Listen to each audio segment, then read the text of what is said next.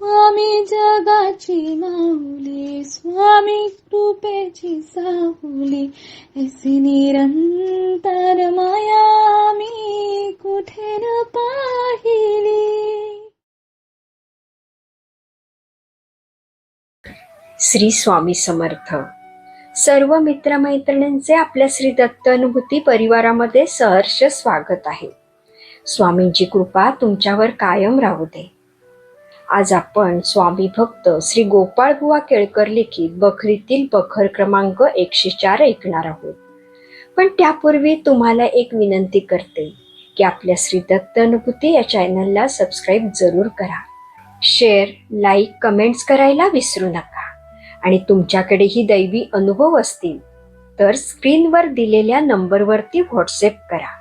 आपण ते हजारो भक्तांपर्यंत पोहोचूया, भक्तीचा प्रसार करूया आणि आनंद पसरूया.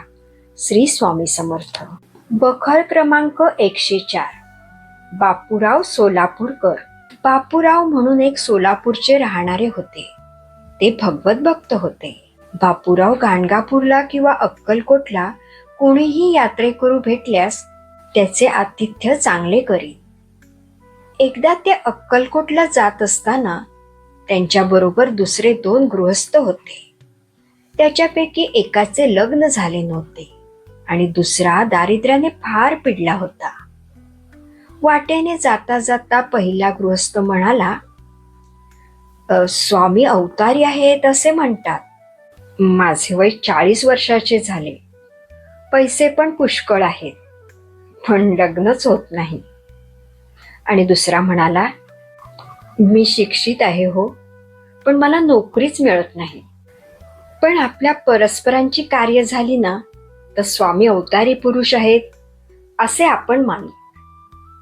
बापूरावांनी सांगितले, पोकळ म्हणणे काही उपयोगाचं नाही हो, तुम्ही काहीतरी नवस करा. ते ऐकून ते दोघे म्हणाले, जर आमची कार्य झाली ना तर आम्ही श्री स्वामींची वारी करू. इतके बोलून ते अक्कलकोटला गेले. दर्शन घेऊन ते तिघे हात जोडून उभे राहिले. तो सद्गुरुवर्य स्वामी महाराज हास्यमुखाने म्हणाले, काय संन्यासाची परीक्षा करता? हे ऐकून दोघे जण थरथर कापू लागले. मनात खून पडताच दोघे श्रीमुखावर स्वहस्ते मारून घेऊन कानाला दाबून चिमटे घेऊ लागले. शरणागत होऊन समर्थचरणी क्षमा व्हावी म्हणून विनंती करू लागले. तेव्हा श्रींनी त्या तिघांना प्रसाद आणि आशीर्वाद दिला.